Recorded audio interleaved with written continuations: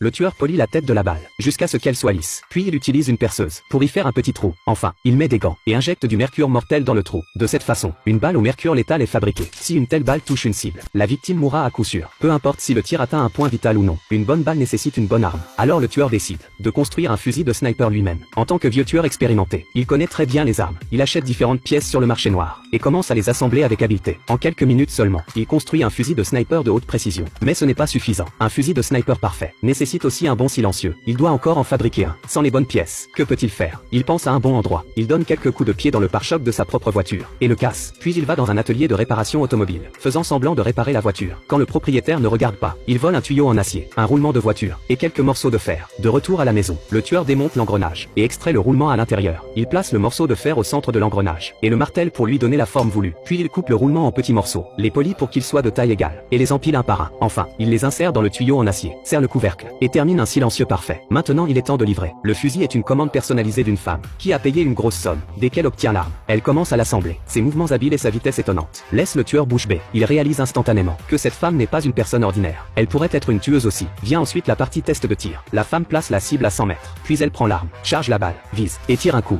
deux coups, trois coups, tous atteignant le centre de la cible. La précision de l'arme est très bonne. Ensuite elle teste l'effet du silencieux. Elle demande au tueur de se tenir à distance, et de tirer sur un point à 2 pas d'elle. Elle a aussi confiance en l'adresse de tir du tueur. Et le tueur ne la déçoit pas. Les 2 coups sont très précis en position. De plus le son est très faible, et il est presque impossible de déterminer la source du tir. La femme est très satisfaite de l'arme. Le lendemain, elle prend l'arme, pour effectuer un assassinat secret. Ce que personne n'aurait pu imaginer, c'est que sa cible était justement le tueur qui avait fabriqué l'arme pour elle. La femme tire résolument sur la gâchette. De façon inattendue, elle finit par se tuer elle-même.